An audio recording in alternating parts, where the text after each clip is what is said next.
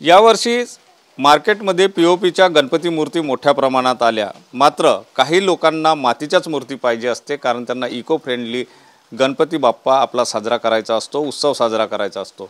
मात्र बाजारात पीओपीच्या मूर्त्या मोठ्या प्रमाणात आल्याने त्या ओळखायच्या कशा, मग मातीची मूर्ती कशी ओळखायची, यासाठी मूर्तिकार संघटनेने एक त्यावर जो आहे तो एक QR जनरेट केलेला आहे आणि त्या QRच्या माध्यमातून जे आहे ते मातीची मूर्ती कुठली हे ओळखलं जाऊ शकतं। कशा प्रकारे त्यांनी सगळं प्लॅनिंग केलं आहे हे जाणून घेण्याचा प्रयत्न करूया। मूर्तिकार संघटनेचे अध्यक्ष सुरेश पाठक आपल्यासोबत आहे। दादा, काय नेमकं तुम्ही यावर तोडगा काढला?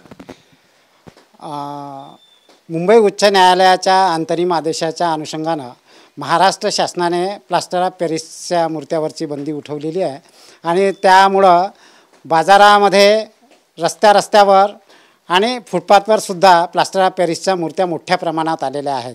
त्याच्यामुळं गणेश भक्त मोठा पेचात आणि संभ्रमात फसलेला आहे की त्यांनी अस्सल मातीची मूर्ती, पर्यावरणपूरक मूर्ती कशी ओळखावी।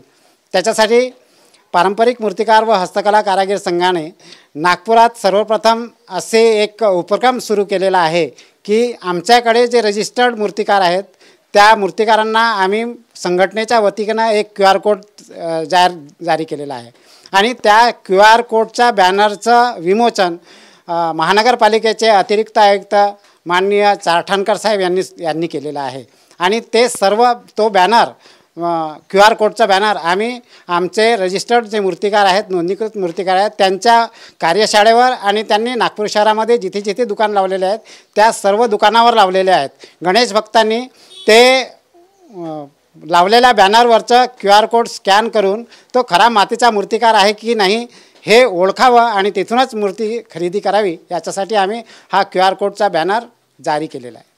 नक्कीच QR कोडच्या साहाय्याने मातीची मूर्ती कोणती आहे हे ओळखता येणं शक्य होणार आहे आणि त्यासाठी मूर्तिकार संघटनेने पुढाकार घेतलेला आहे। त्यामुळे गणेश भक्तांना जर योग्य ती आणि मातीचीच मूर्ती पाहिजे असेल तर त्या QR कोडकडे लक्ष देणं तेवढंच गरजेचं आहे। कॅमेरामन साईसह सुनील ढगे, TV9 मराठी, नागपूर।